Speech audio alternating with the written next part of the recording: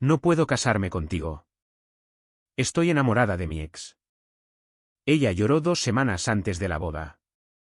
Así que cancelé todo, vendí la casa y me mudé de estado. Las tarjetas de ubicación llegaron un martes. Lo recuerdo porque el sol entraba a raudales por el ventanal de la casa que habíamos comprado juntos, iluminando las motas de polvo que bailaban en el aire como manchas de oro. Acababa de terminar de armar la última estantería de IKEA, absurdamente compleja, para nuestra biblioteca compartida, un proyecto que había estado posponiendo durante meses. El aroma a pino fresco y café flotaba en el aire. Era un momento de paz perfecto, del tipo que guardas mentalmente como un recuerdo feliz. Carla estaba en la mesa del comedor, una fortaleza de planificación de bodas. Carpetas, muestras de tela y un arco iris disperso de tarjetas de ubicación la rodeaban. Ella estaba escribiendo meticulosamente los nombres con su elegante letra cursiva llena de bucles, la única cosa que siempre dijo que su madre le había enseñado que era realmente hermosa. «Mira esto, Luis», dijo ella, sosteniendo una. «Señor y señora Hernández. Se ve tan oficial». Me acerqué, limpiándome el aserrín de las manos en mis jeans, y besé la parte superior de su cabeza. Su cabello olía a su champú, coco y vainilla. «Es oficial. 2 semanas. Ya casi llegamos». Ella sonrió, pero la sonrisa no llegó del todo a sus ojos. Había notado eso mucho últimamente, una mirada distante, una preocupación que había atribuido a los nervios previos a la boda. Yo era arquitecto, entendía el estrés. Supuse que era solo la presión de finalizar 100 detalles diferentes. «Estaba pensando», dijo ella, con la voz un poco demasiado ligera, «tal vez deberíamos tener una mesa separada para los niños después de todo. Los gemelos de mi primo son enérgicos. Lo que tú creas que es mejor, cariño. Tú eres la directora ejecutiva de la operación si acepto». Fui a prepararnos más café. Esta era nuestra vida. Los silencios cómodos, los proyectos compartidos, las bromas suaves. Nosotros construimos esto, la casa, el futuro, el nosotros. Durante 3 años, se había sentido como la construcción más sólida de mi vida. Esa noche, la solidez se convirtió en arena. Estaba en la cama leyendo una novela en mi tableta cuando ella entró. Había estado callada toda la noche, alegando dolor de cabeza. No se preparó para dormir. En cambio, se sentó en el borde del colchón, de espaldas a mí, el peso de su cuerpo haciendo crujir los resortes. «Luis», dijo, con la voz pequeña y tensa, «tenemos que hablar». Dejé la tableta. Mi corazón dio un pequeño tropiezo, del tipo que hace cuando sientes una caída repentina en una montaña rusa en la que no sabías que estabas. «Está bien, ¿qué pasa? ¿Es la coordinadora del lugar otra vez? ¿Necesito ir allá?» «No es el lugar». Tomó una respiración aguda y entrecortada. «Es todo». Me senté, recostándome contra la cabecera. «¿Qué quieres decir con todo? Háblame». Ella se giró entonces, y en la tenue luz de mi tableta, vi que su rostro estaba surcado de lágrimas. Mi primer instinto fue acercarme a ella, consolarla. Me detuve. Había un muro allí, invisible pero palpable. «No puedo hacer esto», susurró, las palabras golpeándome como un golpe físico. «Lo siento mucho, mucho, Luis. No puedo casarme contigo». El mundo no se hizo añicos. Simplemente se detuvo. El zumbido del refrigerador se desvaneció.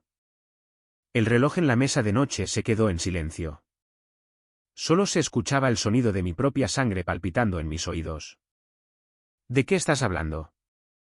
Mi voz era inquietantemente tranquila.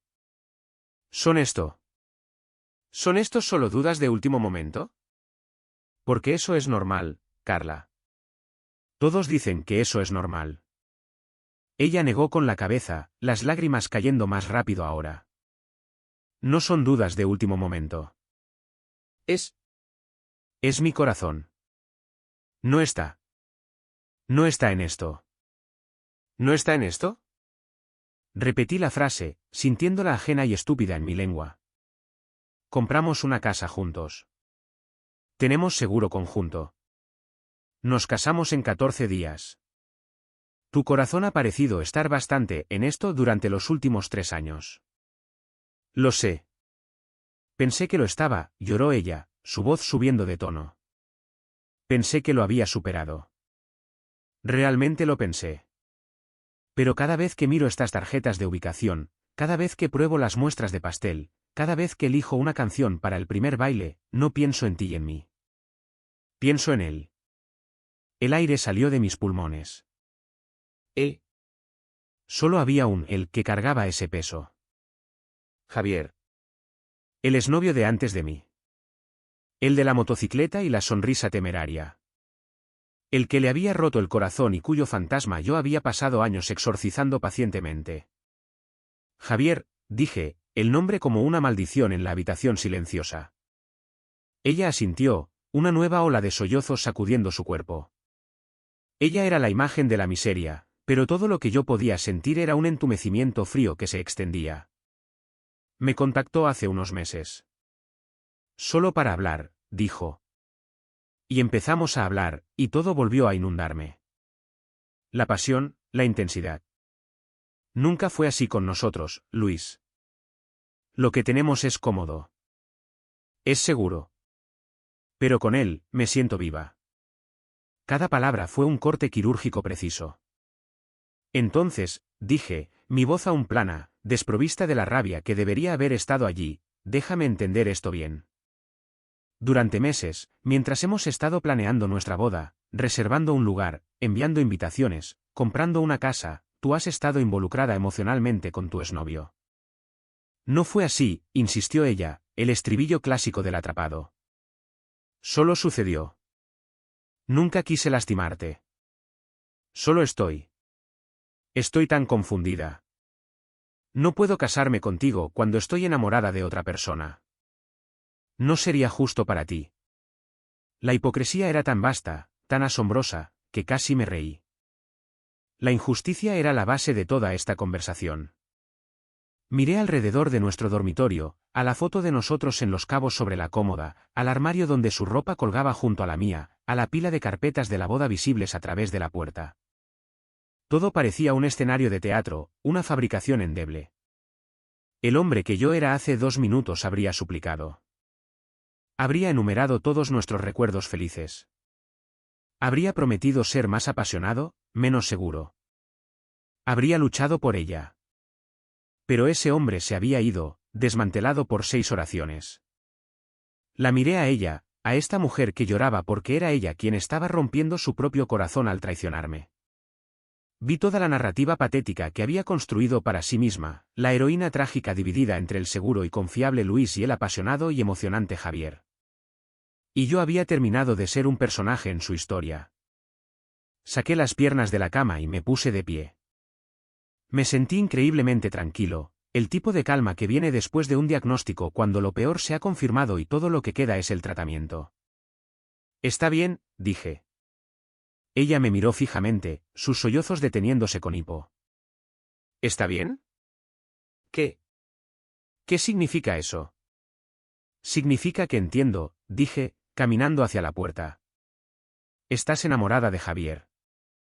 No puedes casarme contigo. El mensaje es recibido. Luis, espera. Ella salió apresuradamente de la cama. ¿No vas? ¿No vas a decir nada más? ¿No estás enojado? Grítame. Algo. Me detuve en el umbral, mi mano en el marco. Miré hacia atrás, a la confusión atónita en su rostro manchado de lágrimas. Ella había esperado drama. Había esperado una escena digna de su gran dilema trágico. No le di nada. ¿Qué te gustaría que dijera, Carla? Has sido muy clara. ¿Crees que lo que construimos es cómodo? ¿Crees que él te hace sentir viva? No voy a rogarte que veas valor en una vida que ya has decidido tirar a la basura. Me di la vuelta y caminé por el pasillo hacia la habitación de invitados, el piso frío bajo mis pies. Detrás de mí, escuché un grito ahogado, pero no miré hacia atrás. La primera fase había terminado. La demolición había comenzado. No dormí. Me senté en el sillón de la habitación de invitados, viendo el reloj digital en la mesa de noche cambiar de las 11:59 de la noche a las 12 de la madrugada. El día de mi boda era ahora en 13 días. El pensamiento ya no era una fuente de alegría, sino un simple problema logístico que resolver. El entumecimiento inicial había retrocedido, reemplazado por una claridad fría y cristalina. No había lugar para el duelo.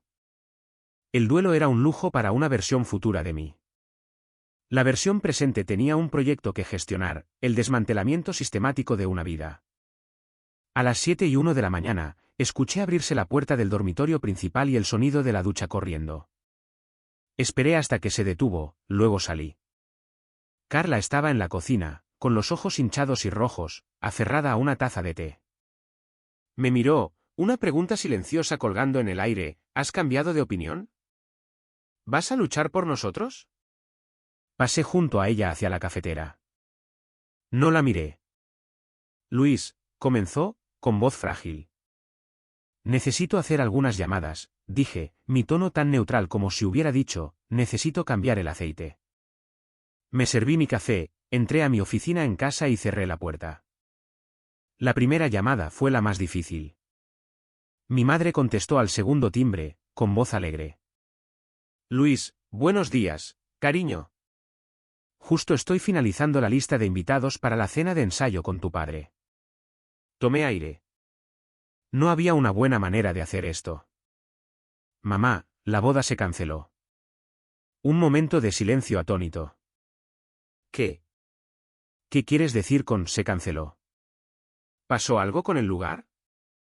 ¿Un incendio? No. Carla está enamorada de otra persona. Su ex, Javier. Ella no puede seguir adelante con esto. Otro silencio, más largo esta vez. Podía escuchar el sonido de su mundo recalibrándose. Oh, mi niño. Oh, Luis, lo siento mucho. ¿Dónde estás? ¿Estás bien?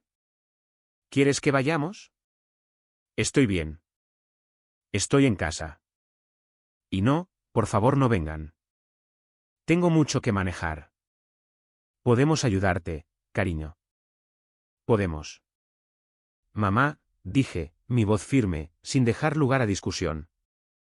Necesito que le digas a papá, y necesito que me dejes manejar esto a mi manera. No hay nada que discutir. Se acabó. Colgué, la finalidad de las palabras asentándose en la habitación. Luego abrí la hoja de cálculo maestra de la boda, mi obra maestra de gestión de proyectos codificada por colores y súper organizada, y me puse a trabajar. Las llamadas comenzaron. Yo era una máquina, y mi guión era brutalmente eficiente. Llamada a la coordinadora del lugar: Elena, soy Luis Torres. Con respecto a la reserva del día 15, necesito cancelar. Sí, la boda. La novia está enamorada de su expareja. No, no hay reprogramación. Por favor, envíeme por correo electrónico la factura final por cualquier cargo de cancelación. Gracias por su comprensión. Clic. Llamada al servicio de catering: hola, soy Luis Torres. Estoy cancelando el pedido para el día 15. El evento se canceló. ¿La razón? Diferencias irreconciliables del corazón. Solo los cargos de cancelación, por favor. Envíenmelos por correo electrónico. Clic. Llamada a la banda: sí, hola. Luis Torres. Están reservados para mi boda el día 15. Consideren la reserva cancelada. La novia lo canceló. Sí, es una situación de mierda. Envíen la factura. Fui despiadada y quirúrgicamente honesto. Usé las palabras canceló y enamorada de su ex como un bisturí, cortando cualquier posible incomodidad o lástima. Mi franqueza era un escudo. Se anticipaba a sus preguntas y despojaba la situación de su drama, reduciéndola a una simple transacción, un evento cancelado con costos asociados. Alrededor del mediodía, salí para buscar un vaso de agua. Carla estaba en el sofá envuelta en una manta, con su teléfono en la mano. Parecía completamente desconcertada. La banda me acaba de enviar un mensaje de texto, dijo ella, con voz hueca. Dijeron que lamentaban escuchar sobre la cancelación. ¿Cómo es que ya lo saben? Yo les dije, rellenando mi vaso de agua. ¿Tú? ¿Tú les dijiste? ¿Qué dijiste? La verdad. Me giré para mirarla, y por primera vez, vi un destello de algo más allá del arrepentimiento en sus ojos, vergüenza. Dije, la novia está enamorada de su exnovio y la boda se canceló. Parecía la forma más eficiente de evitar confusiones. Su rostro se arrugó. No tenías que decirles eso. Me estás humillando. Una sonrisa fría tocó mis labios. No, Carla, tú te humillaste a ti misma. Yo solo estoy manejando la logística. Volví a entrar a la oficina. La siguiente llamada fue a un agente inmobiliario que conocía profesionalmente. Puse la casa en venta tal como estaba, amueblada. Quería que se vendiera rápido. Luego llamé a una empresa de unidades de almacenamiento y reservé una para mis artículos personales, los libros, las herramientas, las cosas que eran mías antes de ella. Trabajé hasta que el cielo fuera de mi ventana cambió de azul a negro. Cuando salí, la casa estaba en silencio. Carla se había ido, probablemente a casa de una amiga o donde Javier. No importaba. Me paré en la sala de estar, la escena de la destrucción de anoche. Las tarjetas de ubicación todavía estaban sobre la mesa. Tomé una, señor y señora Hernández. No la aplasté. Simplemente la dejé caer en el contenedor de reciclaje. Ahora era solo papel. El duelo estaba allí, un océano vasto y oscuro esperando bajo el hielo sobre el que yo estaba parado, pero no lo dejaría pasar. Todavía no. Por ahora, solo existía la siguiente tarea, la siguiente llamada, la siguiente caja para empacar. Estaba desapareciendo, pieza por pieza, de una vida que ya me había borrado. Me mudé a un departamento temporal la semana siguiente. El silencio allí era diferente. Era mío, no contaminado por su fantasma. El duelo finalmente rompió el hielo y, durante unos días, lo permití. Me senté en la oscuridad. No me afeité. Comí comida para llevar. Me permití sentir todo el peso aplastante de la traición. Y luego, cuando terminé, me levanté, me duché y volví al trabajo. La venta de la casa procedió a un ritmo brutal. Le puse un precio para vender, y lo hizo, en menos de 10 días. La ganancia, después de pagar la hipoteca, se dividió por la mitad. Transferí su mitad sin ninguna nota. Era el último vínculo financiero entre nosotros. Mi firma tenía oficinas en todo el país. Solicité una transferencia a la sucursal de Monterrey, una ciudad que siempre había amado pero que Carla había considerado demasiado tosca. Aceptaron. Usé lo que quedaba de mi fondo para la luna de miel para el depósito de un loft moderno con vista a las montañas. Bloqueé el número de Carla. Eliminé mis cuentas de redes sociales y creé otras nuevas y privadas. Yo era un fantasma y estaba construyendo una nueva guarida a 2000 kilómetros de distancia. La información sobre su caída no provino de ella. Llegó a cuentagotas de una sola amiga mutua llena de culpa, Sofía, a quien había olvidado bloquear. Sofía, 3 semanas después de que me mudé, hola, Luis. Acabo de enterarme de que te mudaste. Espero que estés bien. Es un desastre aquí. Carla y Javier duraron alrededor de un mes. Leí el mensaje de texto. No sentí nada. No respondí. Sofía, una semana después, Javier le dijo que no estaba hecho para la monogamia. Dijo que todo el drama de robar una novia era la parte emocionante. Ahora que era real, estaba aburrido. Ya está saliendo con otra persona.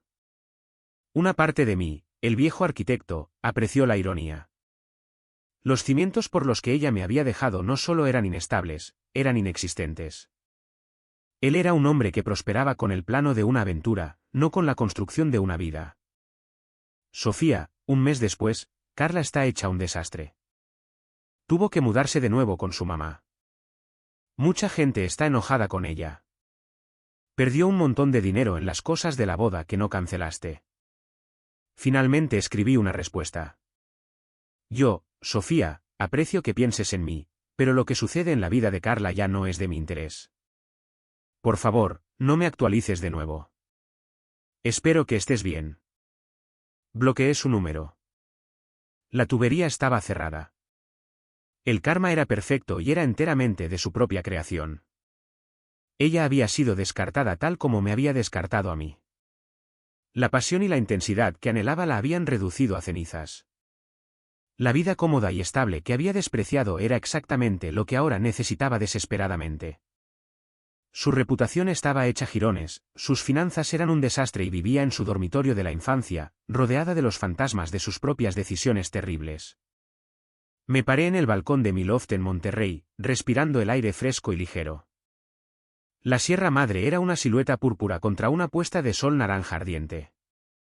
Abajo, las luces de la ciudad comenzaban a centellear, cada una posibilidad que no había tenido antes. No sentí satisfacción, ningún triunfal, te lo dije. El sentimiento era más profundo que eso. Era una indiferencia completa y total. Su sufrimiento no era mi victoria. Mi victoria era esta vista. Esta paz.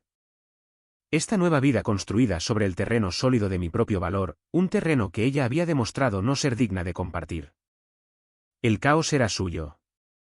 El silencio era mío. Y yo prefería el silencio.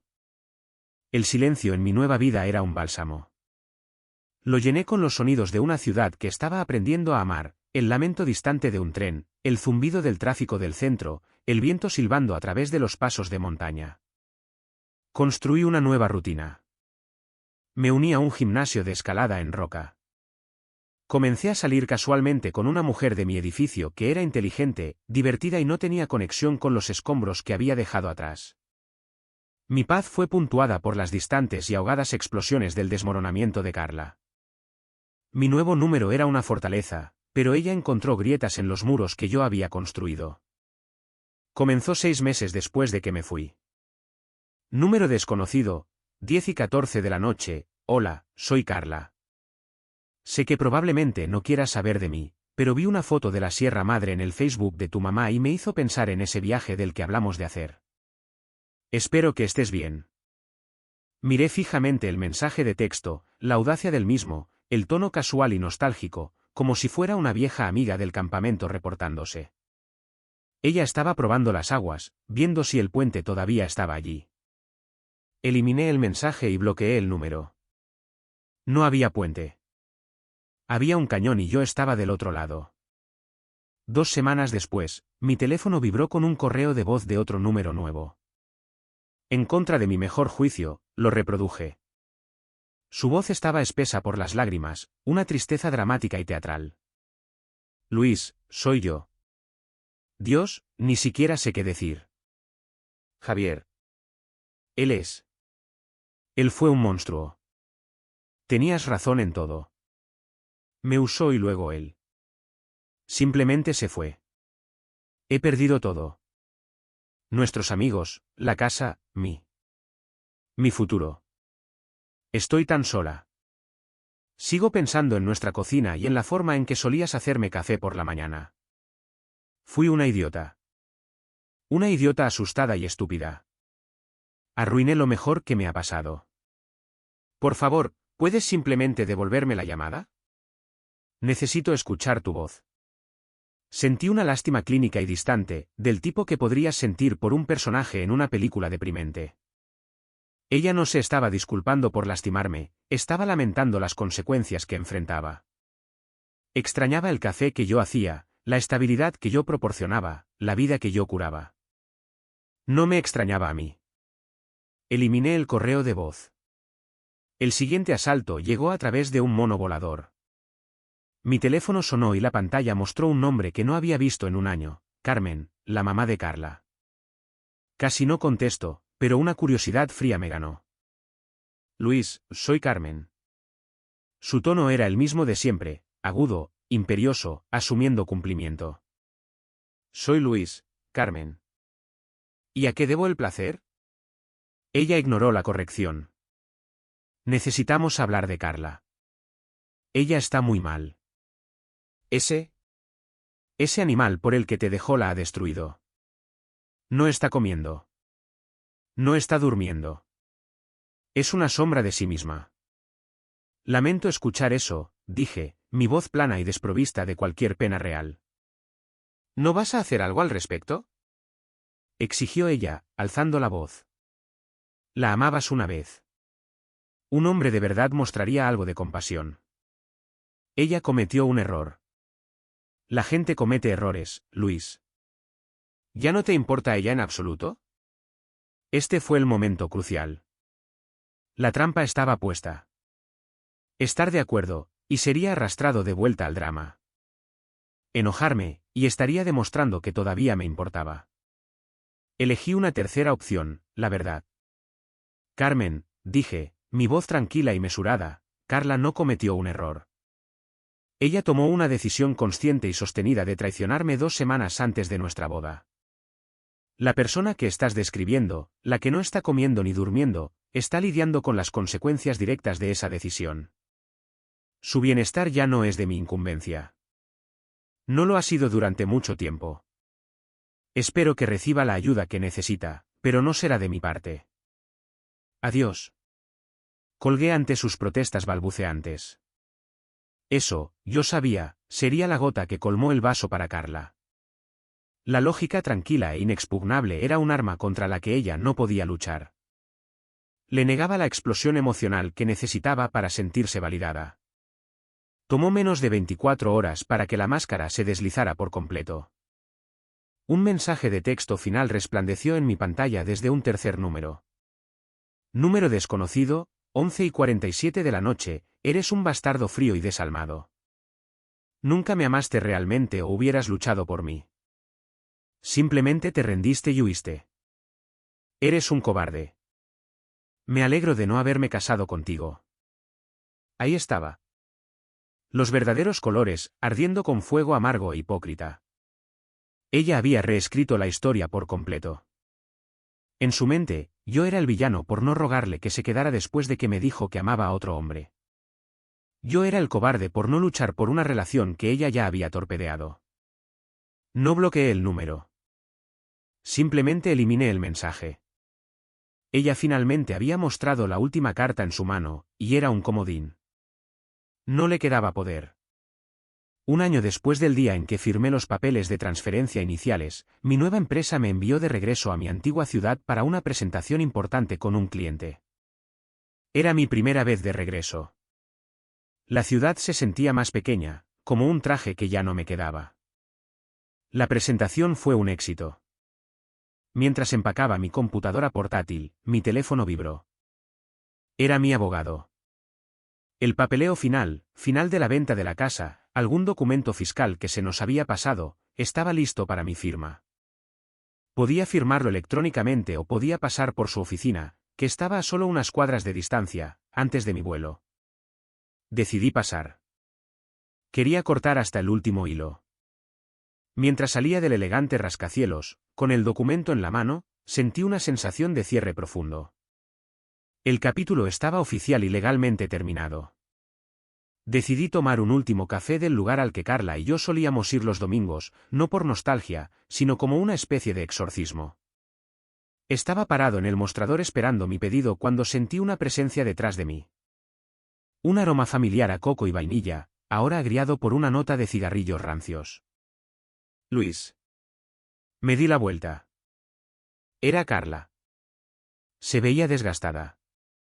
Su ropa era moderna pero barata, una imitación de moda rápida de su antiguo estilo. Sus ojos tenían una mirada frenética y hambrienta, y había nuevas líneas finas alrededor de su boca. La mujer vibrante a la que le propuse matrimonio se había ido, reemplazada por alguien más duro, más desesperado. Carla, dije, mi voz neutral, como si reconociera a un conocido. Yo. No puedo creer que seas tú. Aferró la correa de su bolso como si fuera un salvavidas. Mi mamá dijo que estabas en la ciudad por trabajo. Esperaba encontrarte. Dudaba que eso fuera una coincidencia. Bueno, aquí estamos. ¿Podemos? ¿Podemos hablar? Solo por un minuto, por favor. La súplica en su voz era cruda. Miré mi reloj. Mi vuelo no era hasta dentro de 3 horas. No sentí ansiedad, ni ira, solo un deseo cansado de completar esta última pieza del asunto. Está bien. 5 minutos. Tomamos una mesa pequeña en la esquina. Ella aferró su café con leche con ambas manos como para calentarse. «¿Te ves bien?», dijo, sus ojos escaneándome. Yo llevaba un traje bien hecho a la medida.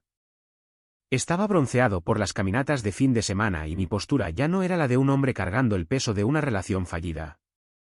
Me veía como lo que era, exitoso y en paz. «Gracias», dije. «¿Querías hablar?». La presa se rompió. Fue un monólogo ensayado lleno de la autocompasión que había escuchado en su correo de voz. «Mi vida es un desastre, Luis. Un completo desastre. Perdí mi trabajo. Estoy sirviendo mesas. Javier era un estafador. Llevó al límite mis tarjetas de crédito antes de irse. Estoy viviendo con mi mamá y es humillante. A veces veo a nuestros amigos y me miran con tanta lástima». Ella me miró, sus ojos suplicando. «Perdí todo. Mi trabajo, mis amigos, mi hogar. Tú. Tú eras mi vida real. Fui una idiota. Una idiota asustada y estúpida. ¿Podemos empezar de nuevo, no? Podemos recuperar lo que teníamos». Tomé un sorbo lento de mi café negro. Dejé que sus palabras colgaran en el aire. Dejé que ella viera que no tenían ningún efecto en mí. «Carla», dije, mi voz tranquila y firme, como un maestro explicando un concepto simple a un estudiante lento. «Lo que teníamos es un recuerdo, y no uno particularmente bueno. Verás, no solo rompiste mi corazón 2 semanas antes de nuestra boda. Me mostraste que la mujer que amaba era una ficción. La verdadera tú era capaz de una crueldad y un egoísmo que no podría haber imaginado». Ella abrió la boca para protestar, pero levanté una mano, no con dureza, sino con una finalidad definitiva. «Y por eso», continué, «en realidad estoy agradecido. Me obligó a construir una vida que realmente amo. Una vida que no está construida sobre los cimientos inestables de los caprichos de otra persona. No te odio. No te deseo el bien. Pero tampoco pienso en ti. Eres un expediente cerrado. Una lección aprendida». Lágrimas de frustración ahora, no de tristeza, brotaron en sus ojos. «¿Así que eso es todo? Después de todo, simplemente vas a ser ¿Este robot frío e insensible?». Casi sonreí. «No, siento mucho. Siento el sol en mi cara cuando hago caminatas. Siento la satisfacción de un proyecto bien construido. Siento emoción por mi futuro. Simplemente he elegido dejar de sentir algo por ti. Fue una elección que mejoró mi vida inmensamente». Me puse de pie, colgando mi bolso de mano sobre mi hombro. Puse un billete de 200 pesos en la mesa para mi café. «Tengo un avión que tomar. Espero que encuentres lo que estás buscando, Carla, pero no será conmigo. Adiós». Me di la vuelta y salí del café, dejándola sentada allí, pequeña y derrotada. No miré hacia atrás. El aire de Monterrey me estaba esperando, y las montañas me llamaban a casa. Ella ya era un fantasma, y yo había dejado de creer en fantasmas hace mucho tiempo.